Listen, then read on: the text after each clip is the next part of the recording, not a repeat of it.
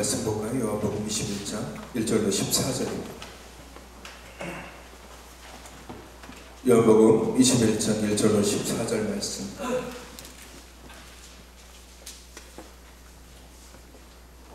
그 후에 예수께서 티베리아 호수에서 또 제자들에게 자기를 나타내셨으니 나타내신 일은 이러하니라.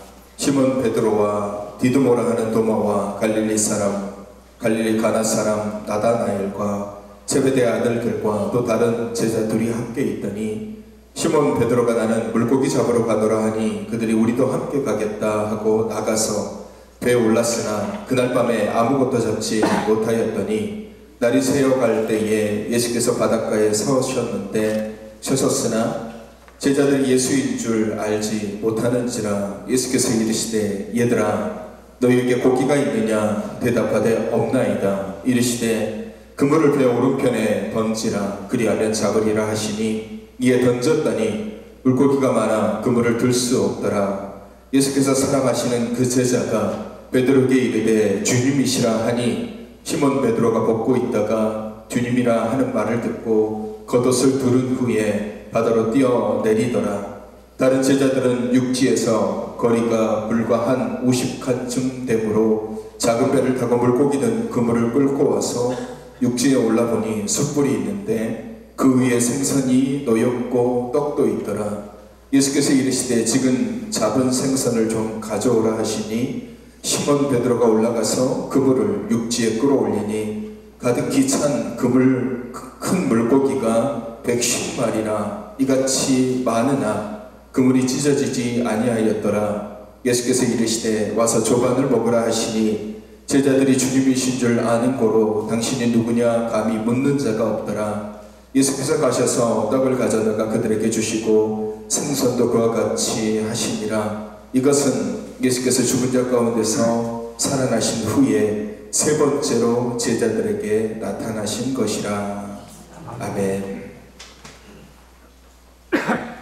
예수님께서 부활하신 후에 여러 가지 행적들이 있는데 특별히 우리가 기억해야 되는 것 중에 하나는 예수님이 부활하신 그 사건도 굉장히 중요한 사건이지만 그 사건이 벌어지고 있는 그 상황 속에서 그러면 제자들의 상태는 어떠한가에 대한 부분을 우리가 조금 더 생각해 봐야 됩니다.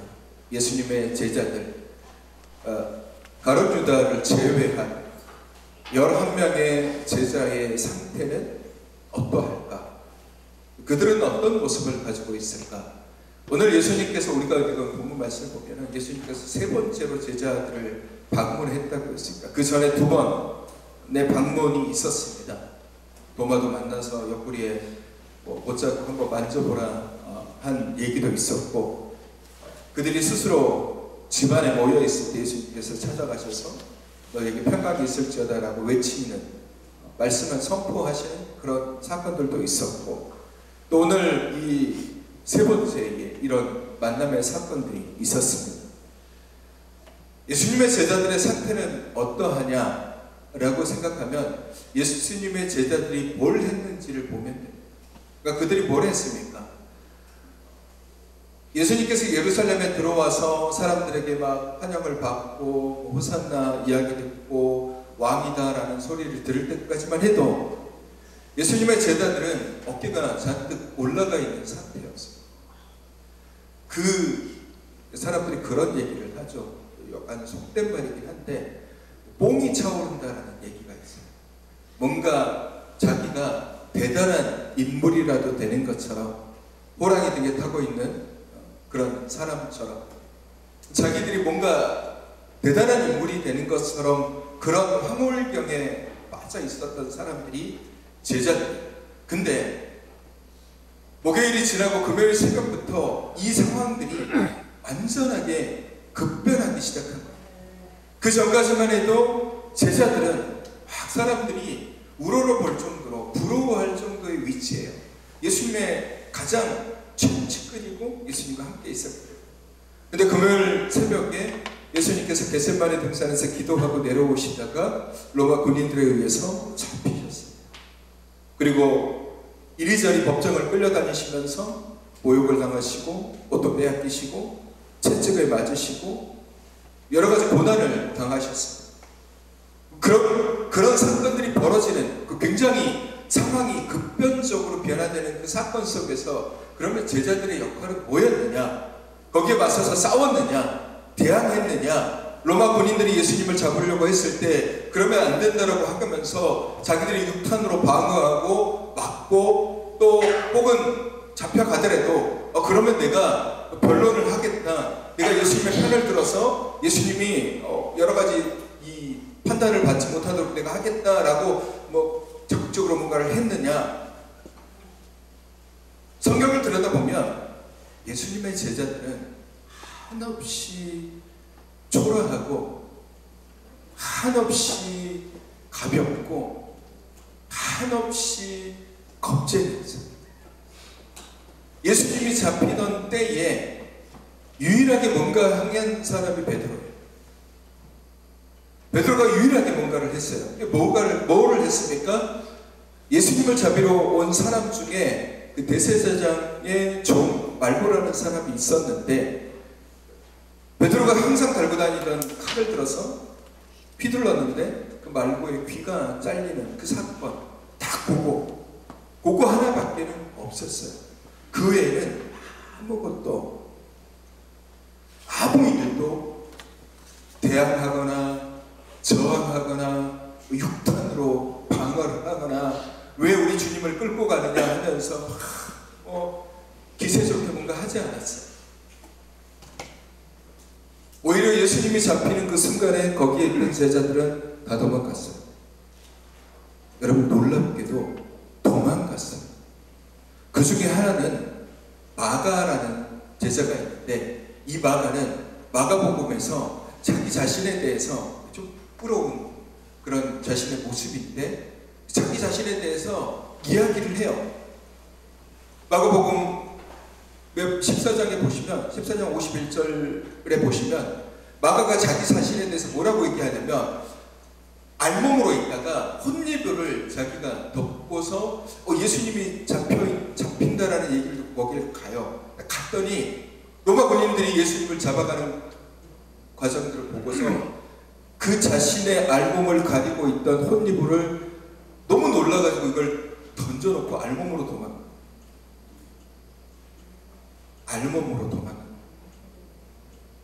그 부끄러운 자신의 모습을 마가복음에다가 기록하고 있어요. 그러면 다른 제자들은 달랐느냐? 아니에요. 모든 제자들이 다 똑같았어요.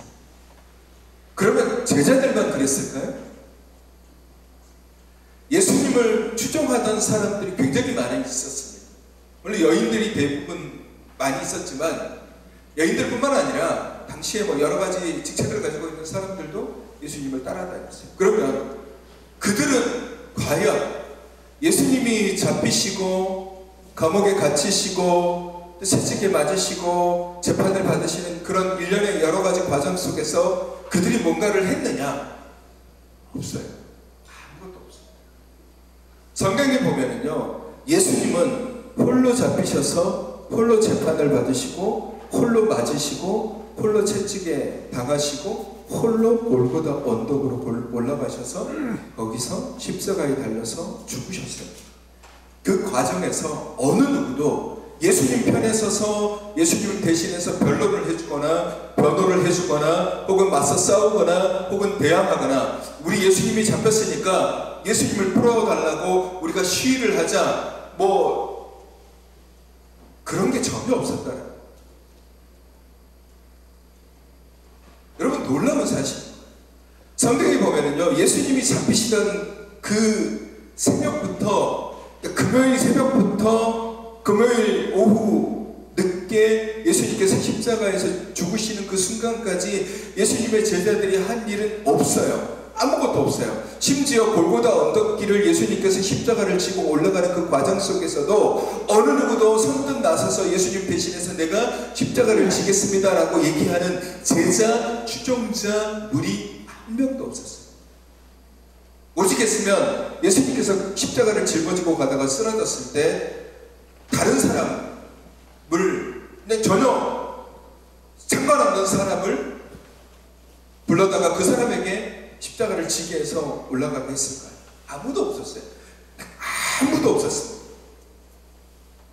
그 전까지 호산나, 그 전까지 뭐 나의 주님, 베드로 고백이 어떤 거예요? 주님은 나의 구원자 되시오, 하나님의 아들입니다. 이렇게 고백했지만 정작 그들이 필요한 시기에 그들 아무도 없었어요. 그런 사람, 제자들, 그런 사람.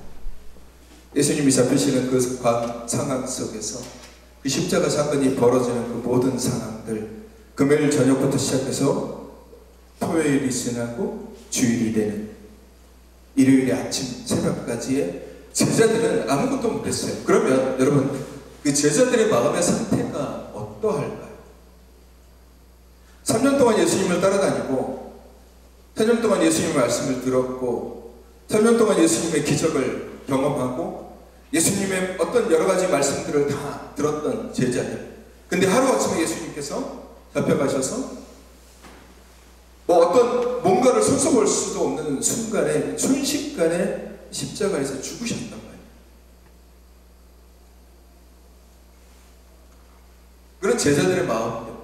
그 과정 속에서 자신들이 행했던 그런 모든 것들, 그들 마음의 상태가 어떠하겠습니까? 특히 베드로는 더하죠. 왜냐하면 베드로는 자기가 호언장담한 말이 있습니다. 나는 주님을 절대로 잡혀가게 내버려 두지 않겠습니다라고 스스로 호언장담을 했어요. 근데 결과는 어떻습니까? 주님이 잡혀갔을 때 말고의 길을 자르는 것 외에는 아무것도 하지 못했어요. 그리고 오히려 주님께서 재판을 받는 그 과정 속에서 그 주변을 빙 돌다가 유대인들한테 걸려가지고 야, 너 예수와 함께 있었던 사람 아니야? 라고 얘기했을 때 아니다, 나는 그를 전혀 알지 못한다라고 3번이나, 그래서 닭이 울기 전에 3번 너는 나를 부인할 것이다 라고 얘기하셨던 주님의 예언의 말씀이 베드로를 통해서 실현이 되는 거예요. 베드로는 그렇게까지 한 사람이에요. 나 예수 절대 몰라. 그걸 3번이나 한 거예요. 그러면 그 마음속에 어떤 마음이 있었을까요?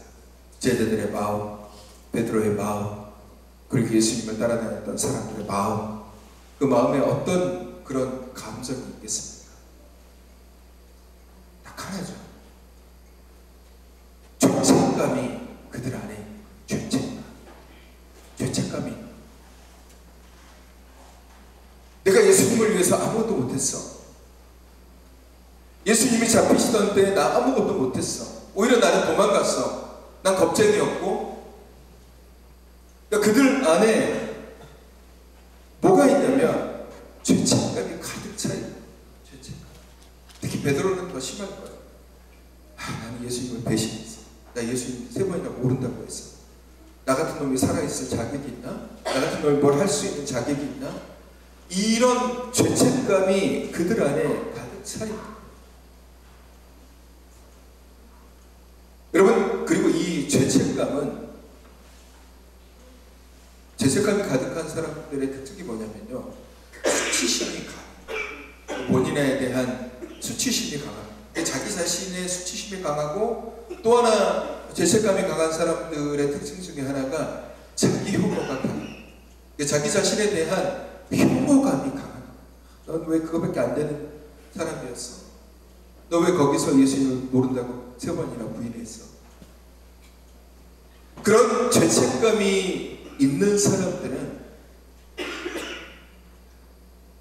그 자기 혐오와 자기 수치심으로 인해서 어떤 사람은 그냥 아예 자포자기하는 사람이 있는 반면에 어떤 사람은 현실을 도피하는 사람이 있어요.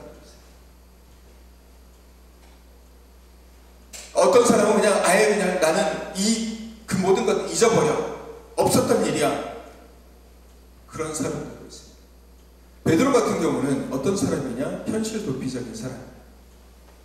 베드로는 예루살렘이라는 이 곳은 베드로에게 있어서는 트라우마가 있는 장소예요. 왜? 그곳에서 자기가 예수님이 잡히시던 날에 도망갔죠. 그곳에서 예수님을 모른다고 3번이나 부인했죠. 그러니까 베드로가 예루살렘에 머문다라는 것은 그 생각이 계속 머릿속에 떠오르는 거야.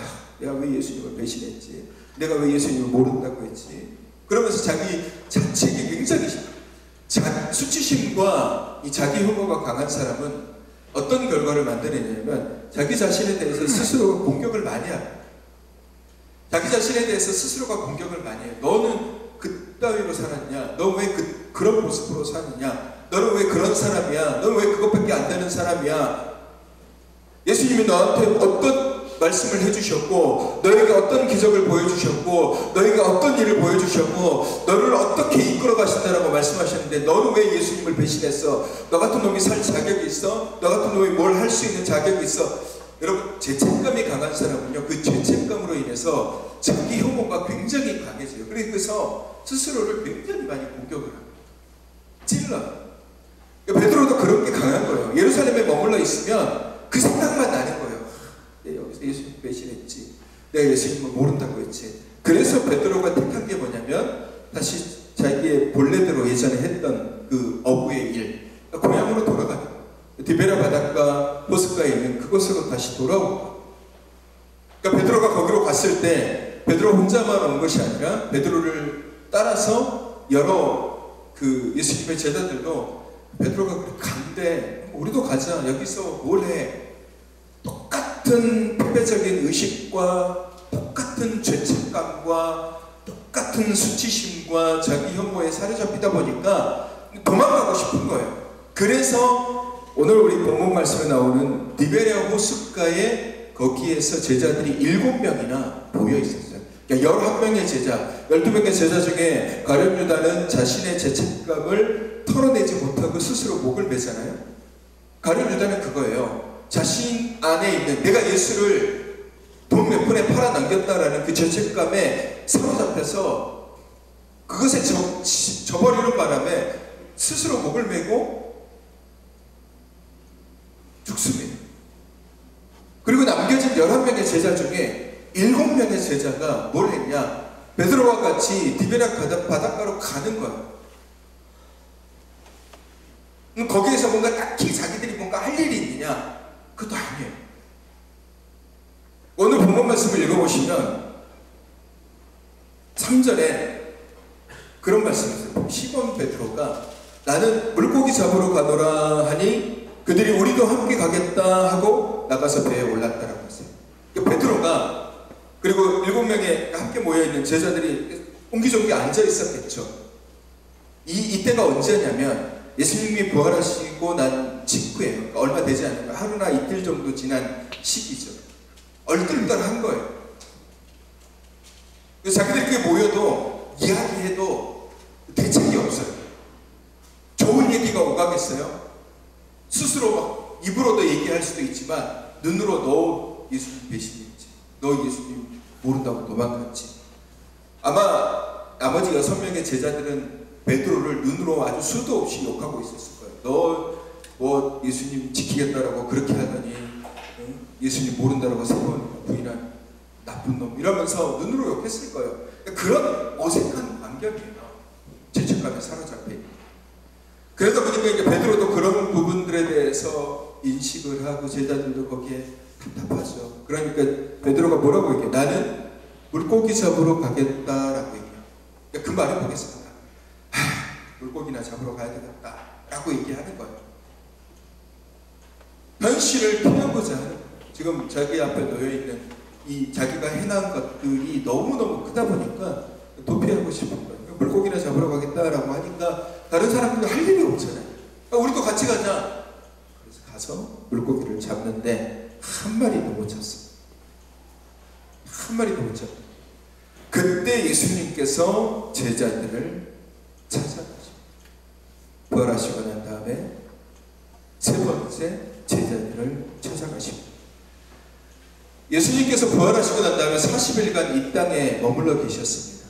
그리고 많은 사람들을 예수님께서 만나셨어요. 제자들 뿐만 아니라 예수님을 따라다녔던 사람들, 여인들, 또 추종자들, 많은 사람들을 만나셨어요. 그 40일의 기간 동안. 왜 주님께서 부활하시고 난 다음에 제자들을 왜 만나셨을까? 제자들뿐만 아니라 예수님을 따라다니는 그런 수종자들을 왜 만나셨을까?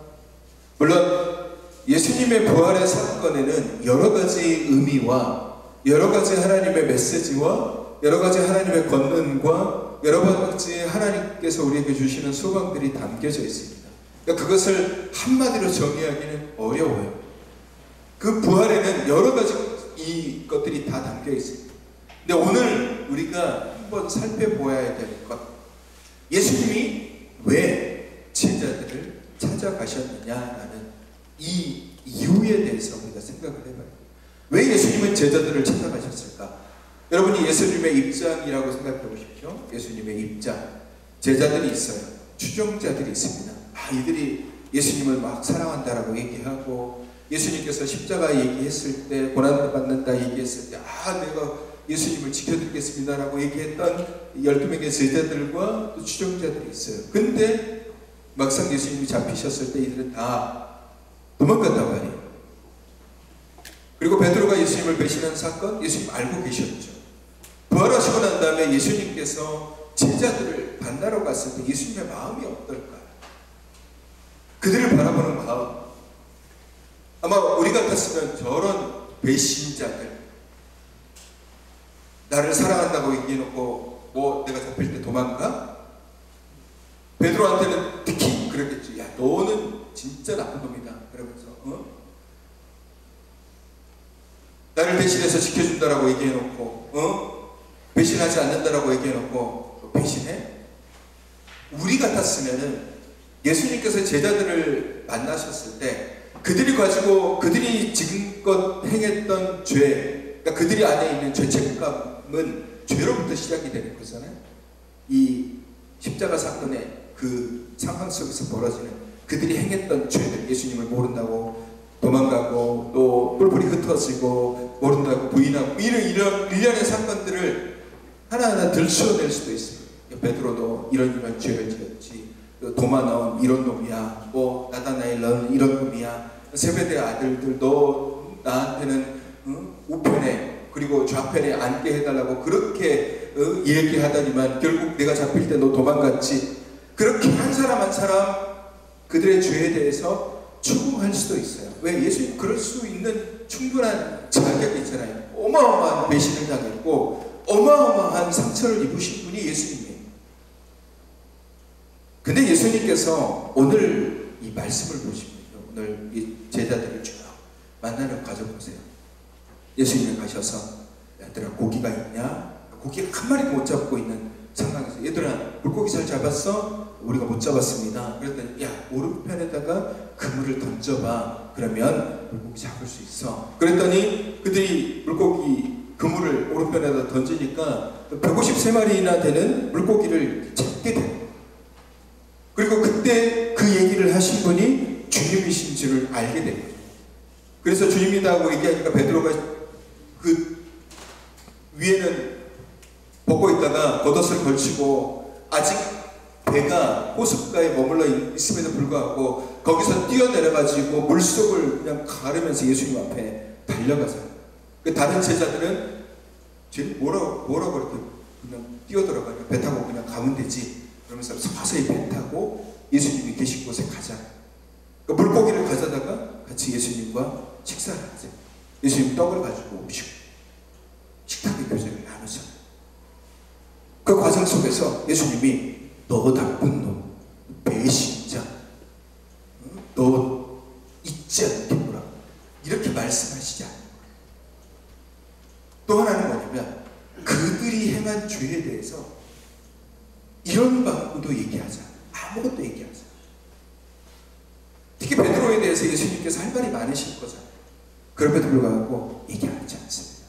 예수님께서 베드로에게 하신 말씀이 어떤 거냐? 우리가 이제 읽지 않았지만 본문 15절부터 쭉 보시면 예수님께서 베드로에게 뭐라고 얘기하시냐면 이 식사가 다 이루어진 상태에서 떡과 물고기를 다 먹고 난 다음에 예수님께서 베드로에게 얘기해요. 요한의 아들 시몬아, 내가 이 사람들보다 더 나를 사랑하느냐? 라고 물어봐요. 그들의 죄에 대해서 전혀 언급도 하지 않아요. 그리고 그냥 네가 나를 사랑해? 라고 물어봐요. 자, 예수님께서 왜 제자들을 만나셨을까? 왜 40일 동안에 이 땅에서 머무시는 동안에 수많은 사람들을 왜 만나셨을까? 예수님은 그 제자들을 용서하시기 위해서 만나신 거예요. 죄책감에 사로잡혀 있어서 자기 혐오와 자기 스스로를 공격하고 내가 왜 그렇게 했을까? 나는 왜 그런 사람일까? 나 같은 놈이 살아있을 자격이 있나? 나는 아무것도 못하는 사람이야. 이렇게 자기 혐오, 그러니까 그 죄악 때문에 용서받지 못할 것 같은 그런 죄악 때문에 사로잡혀 있는 그 제자들을 예수님께서 찾아가셔서 그 죄에 대해서 얘기하지 않으세요. 그냥 다른 얘기를 하시면서 예수님의 마음은 뭐냐면 그들을 용서하시는 거예요. 용서. 예수님의 용서. 만약에 이 상황들이 벌어지지 않았다면 예수님께서 제자들을 찾아가시지 않고 그래 얘네들은 나를 배신했으니까 또 배신할 수 있는 놈들이니까 난 얘네들이 이제 잊어버리고 새로운 사람들을 세워야지. 새로운 사람들을 세워서 이 사람들로 하여금 복음을 전하게 해야지. 그렇게 하실 수도 있지만 주님께서 그렇게 하시지 않고 예수님을 비록 버리고 도망가고 모른다 부인했음에도 불구하고 그들을 한 사람 한 사람 찾아가셔서 예수님께서 그들을 뭘 하셨냐면 용서하셨어요. 용서. 그리고 이 용서가 나머지 11명의 제자들 그리고 예수님을 따라다녔던 예수님의 그 큰 제자들 말고 추종자들, 이 사람들이 낙심하고 절망하고 죄책감에 사로잡혀서 아무것도 하지 못하는 상황에서 그냥 주저앉아 있는 것이 아니라 오히려 예수님께서 그들을 용서하심으로 인해서 그들이 새롭게 다시 회복이 되고 치유가 되고 그들로 하여금 교회가 세워지고 그들로 하여금 복음이 증거되게 되고 그들로 하여금 하나님의 복음이 사방대로 퍼지게 되는 그런 역사를 만들어내는, 그러기 위해서 예수님께서 제자들을 만나신 겁니다. 뭘 하기 위해서? 용서하기 위해서. 용서하기 위해서. 예수님께서 기도를 가르쳐 주실 때 여러분이 주기도문을 잘 아시잖아요. 주기도문을 우리가 이렇게 보시면 주기도문에 예수님께서 뭐라고 얘기하시냐면 그 여러 가지 이제 주기도문 과정 속에서 우리가 우리에게 죄 지은 자를 사하여 준 것 같이 우리 죄를 사하여 주옵소서라고 말씀을 하세요. 주기도문 안에 들어가 있는 말씀. 많은 사람들이 삶을 살다 보면 화가 날 일도 생기고 분노할 일도 생깁니다. 어떤 사람 때문에, 어떤 상황 때문에, 어떤 환경 때문에. 근데 문제는 우리가 그 화와 분노를 계속해서 담고 살아가면 결국 이 분노와 화는 마치 촉촉함처럼 우리 자신을 무한정으로 공격을 합니다. 그래서 화를 내어도 오래 품지 말라라고 성경이 기록하는 것. 이유는 이 화가, 이 분노가 누군가를 미워하고 누군가를 싫어하고 누군가 대척점을 가지고 있는 이런 감정들이 계속해서 내 안에 머물러 있으면 이게 스스로를 끊임없이 공격해 된다는 거예요.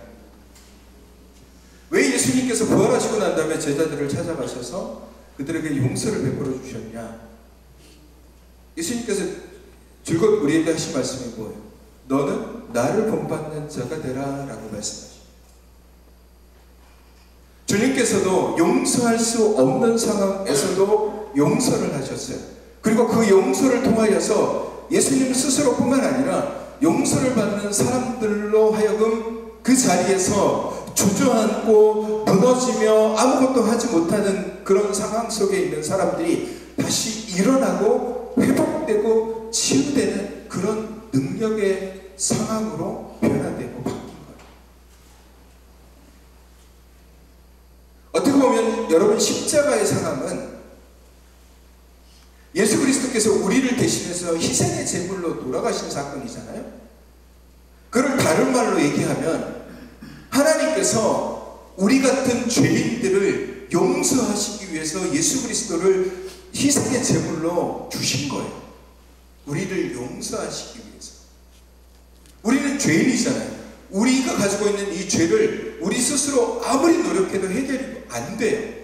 내가 하나님 앞에 가서 하나님 나를 용서해 주세요 라고 얘기한다고 해서 우리가 이 용서받을 수가 없어요. 왜? 우리가 가지고 있는 죄가 어마어마하기 때문에. 그러면 그것을 용서받기 위해서 내가 할 수 있는 일은 없어요. 그럼 누가 하셨냐? 하나님이 우리를 용서해 주신 거예요. 나의 죄를, 죽을 수밖에 없는 우리 죄를 예수 그리스도를 통해서 십자가의 희생으로 먼저 용서를 해 주신 거예요. 그게 십자가의 은혜란 말이죠. 부활하심을 통하여서 우리를 제자들을 만나주셨어요. 왜 만나주셨습니까? 용서하시기 위해서 그런 거예요. 여러분이 예수를 믿는다라고 고백할 때 그때 어떤 일이 벌어집니까? 여러분이 예수를 믿는다라고 얘기할 때 예수 그리스도가 여러분 안에 살아계심을 여러분이 분명하게 경험하게 되고 믿게 되는 거예요. 그러면 여러분 안에 역사하시는 예수님이 왜 여러분 안에 계시겠습니까? 여러분 안에 있는, 여러분 속에 남아있는 죄를 용서하시는 분이, 그분이 예수 그리스도라는 거예요. 그리고 우리는 그런 용서를 받은 사람입니다. 그러면 우리는 어떻게 해야 되냐? 앞으로 우리도 용서하며 살아요. 용서하며 살아요. 우리가 삶을 살다 보면 화를 낼 일들이 얼마나 많겠습니까? 분노할 일도 많죠. 크든 작든 우리가 사람과 사람 사이에 관계를 갖다 보면 끊임없이 분노하게 되고 끊임없이 화를 나게 돼요. 나랑 직접적으로 관계된 사람들에게도 화를 낼 수도 있지만 나랑 관계되지 않은 그런 상황 속에서도 어떤 사람들을 바라보면서 화를 낼 수 있어요. 근데 문제는 뭐냐? 그 화를 계속해서 담아두시면 안 된다는 거예요. 그 화가 나를 덮기 시작하면 우리는 그 화 때문에 죽어요. 화 때문에 아무것도 하지 못하게 돼요. 화 때문에 나아가지 못해요. 용서받지 못하는 사람들도 마찬가지지만 용서하지 못하는 사람들도 마찬가지예요. 용서가 잘 안 될 때도 있죠. 분명히 용서가 잘 안 될 때도 있습니다. 내가 저 사람을 용서할 수 없어. 난 저 사람 절대로 잊어버리지 못해 라고 생각할 수도 있습니다. 그러나 그 마음을 계속해서 우리가 갖고 있으면 그런 마음들이 자꾸 나를 공격해. 내가 믿음으로 살지 못하게 하고 내가 소망을 갖고 살지 못하게 하고 자꾸 나를 더 피폐하게 만들고 더 부정스럽게 만들고 더 힘들게 만들어내요.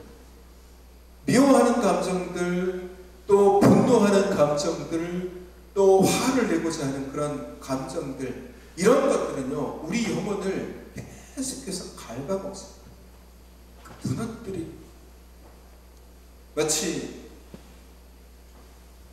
앞이 뾰족한 손것처럼 우리 영혼을 계속해서 그것들이 찔러내. 여러분, 분노, 화, 이걸 계속 담아두면 우리는 그것으로 인해서 아무것도 하지 못합니다. 특히 믿는 사람. 예수님께서 우리에게 줄기차게 하시는 메시지가 뭡니까? 하나님을 사랑하고 내 이웃을 내 몸과 같이 사랑하라 라는 말씀이에요. 그리고 그 사랑 안에는 원수까지도 포함되어져 있어요. 용서에 대해서 예수님께서 뭐라고 말씀하셨습니까? 마태복음을 보시면요, 베드로가 예수님께 질문을 해요. 우리가 어떻게 몇 번이나 용서를 해야 됩니까? 한 7번쯤 하면 괜찮겠습니까? 라고 베드로가 예수님께 질문했을 때 예수님께서 뭐라고 말씀하시냐면 7번에 70번까지라도 용서해라 라고 얘기해요. 7번에 70번이면 한 490번 정도 되겠죠. 그 말은 뭡니까? 그냥 계속해서 용서해 주라는 거예요. 그게 예수님께서 우리에게 말씀하시는 용서의 그런 말씀인 거예요. 예수님께서는 십자가를 지는 과정 속에서 베드로 제자들, 추종자들에게 다 상처 입으신 분이에요. 배신하고 도망가고 버리고 어느 누구 하나 예수님 편에 든 사람이 없었어요. 예수님을 위해서 변론하는 사람들도 없었고 예수님의 편을 들어주는 사람 그 하나도 없었어요. 그럼에도 불구하고 예수님은 그런 사람들의 도움 없이도 십자가에 달리셨고 죽으셨고 고난당하셨고 모욕을 당하셨고 피를 흘리셨어요. 그리고 다시 살아나셨을 때 부활하시고 난 다음에 그들을 찾아가셔서 오히려 그들을 용서하셨어요. 찌른 자들을 용서하시고 모욕을 주는 자들을 용서하시고 배신한 자들을 용서하셨어요. 오늘 우리에게도 그러기를 원하십니다. 사랑하는 성도 여러분, 용서가 없으면 여러분의 삶을 믿음으로 단 한 걸음도 앞으로 나아가지 못해요. 미워하는 마음들, 싫어하는 마음들, 그런 감정들이 우리 안에 가득 차 있거나 혹은 여전히 남겨져 있으면 그것이 우리의 믿음. 어떻게 기도하겠습니까? 분노의 감정이 여전히 남아있는데 뭘 기도하겠어요? 그리고 그 기도가 온전한 기도가 되겠습니까? 화가 여전히 남아있는데 그 화를 가지고 어떻게 기도합니까? 하나님 앞에. 하나님이, 주님이 우리한테 야, 너 그 화 하나 풀고서 그리고 난 다음에 나한테 기도해. 그렇게 우리에게 말씀하시지 않아요. 분노와 화, 물론 인간으로서 우리가 살아갈 때에 그런 감정들이 안 생길 수는 없습니다. 분노할 수 있는 상황도 많죠. 화가 나는 상황들도 많고, 그게 뭐 가족한테도 화를 낼 수도 있고 친구들에게도 화를 낼 수도 있고 또 같이 있는 사람들에게도 화를 낼 수도 있고 여러 가지 상황 속에서도 분노하고 화가 날 일들이 많습니다. 그러나 문제는 그런 것들을 오래 갖고 있어서는 안 됩니다. 내려놔야 됩니다. 용서해 줘야 돼요. 용서라는 것은 남을 살리고 나를 살리는 힘이에요. 내가 용서한다고 해서 다른 사람만 살리는 것이 아니라 용서하면 나도 살리고 남도 살리고. 제가 예전에 이것에 대해서 한번 얘기한 적이 있지만 나중에 여러분이 기회가 되시면 다큐멘터리를 한번 찾아보시면 좋을 것 같은데 제목이 용서라는 다큐멘터리 이 영상이 있을 겁니다. 연쇄살인자들로 인해서 사망을 당한 그 피해자들의 관련된 모습입니다. 그러니까 가족이 아무런 이유 없이 연쇄살인마에 의해서 죽임을 당했어요. 그러니까 그 가족들이죠. 형의 가족이 죽임을 당하고 부모가 죽임을 당하고 가족이 죽임을 당하는 그 가족들의 모습들, 남겨진 자들이, 그러니까 그런 과정들 속에서 어떤 사람들은 그 분노와 화를 떨쳐내지 못하고 그것 때문에 살아가는 사람들이 있어요. 그러면서 사형제 중에 큰 형이 그 살인마에 의해서 죽임을 당했는데 나머지 세 형제와 부모들도 그 화를 주체하지 못하고 결국은 죽음을 선택하기도 하고 무너지는 모습을 보이는. 근데 그런 모임이 그 피해자들의 모임. 그 안에서 어떤 일이 벌어지냐면 용서하는 마음. 용서. 비록 분노와 화가 났지만 저 사람들에 대한 정말 용서할 수 없는 그런 화가 생기지만 그럼에도 불구하고 용서를 하고 나니까 마음이 평안합니다. 여러분, 용서는 그런 겁니다. 주님이 그래서 우리를 용서하시고 제자들을 용서하시고 그래서 찾아가시고. 여러분, 믿는 사람으로서 우리가 삶을 살아가시면 돼요. 우리 안에 여전히 남아있는 분노와 화가 있을 수 있습니다. 인간의 감정이기 때문에. 그러나 그것을 내가 믿음의 삶을 살아가기 위해서, 내가 신앙의 삶을 살아가기 위해서, 내가 예수 그리스도의 사랑으로 살아가기 위해서는 반드시 내 안의 분노와 내 안의 화와 이런 감정들을 털어낼 필요가 있습니다. 십자가 앞에 내려놓으십시오. 그리고 그 사람이 받아들이든 받아들이지 않든 용서하십시오. 용서하시고 그 긍휼히 여기시고 우리를 불쌍히 여기십시오. 내가 용서하는 게 중요한, 그것을 계속해서 가지고 있으면 우리는 단 한 걸음도 믿음 안에서 앞으로 나아가지를 못하는 거죠. 사랑하는 성도 여러분, 오늘 주님께서 부활하시고 난 다음에 왜 제자들을 만나셨습니까? 용서해 주시기 위해서 제자들을 만나셨습니다. 그들의 죄를 들추어내는 것이 아니라 오히려 너 나를 사랑하니?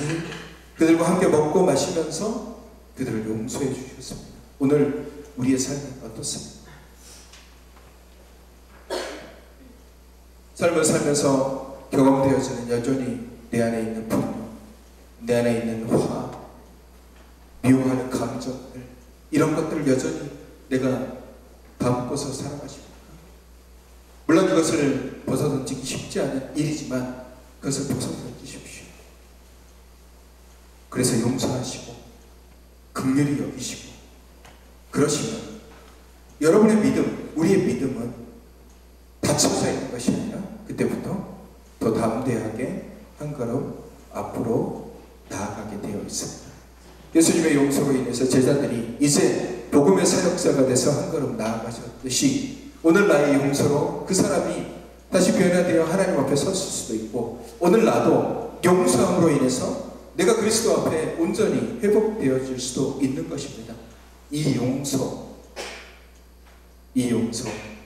저와 여러분의 삶 가운데 충만하게 임하시기를 주님의 이름으로 축원합니다. 우리 기도할까요? 거룩하신 아버지 하나님, 우리가 삶을 살다 보면 때로는 화가 나기도 하고 분노가 생기기도 하고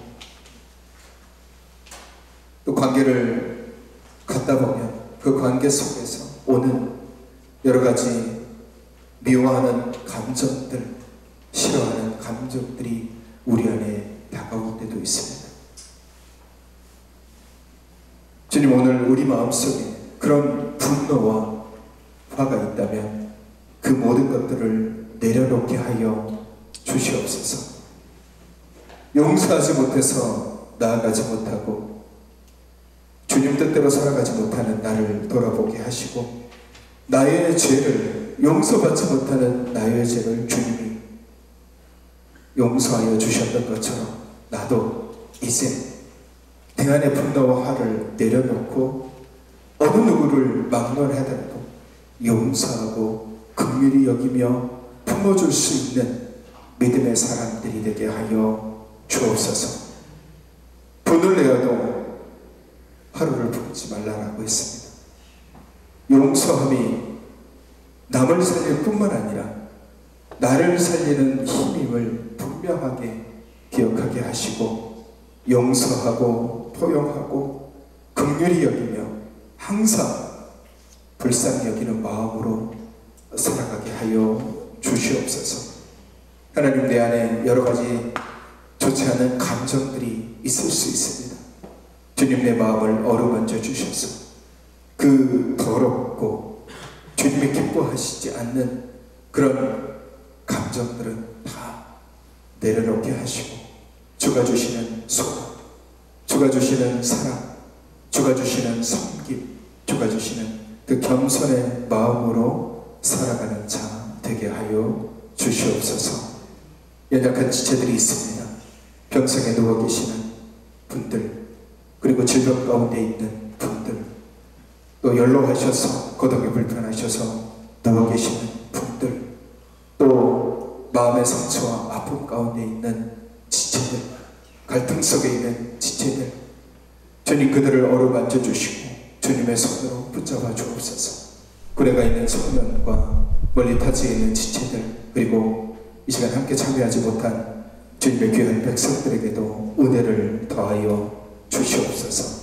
이제는 우리 주 예수 그리스도의 은혜와 하나님 아버지의 사랑하심과 성령님의 교통하심이 내 안에 있는 분노와 화를 내려놓고 주님이 나를 용서하셨던 것처럼 나도 이제 용서하며 긍휼히 여기며, 그래서 믿음으로 앞으로 나아가기로 다짐하는 주님의 귀한 백성들 위해 이제로부터 영원까지 함께 하시기를 간절히 축원하옵나이다. 아멘.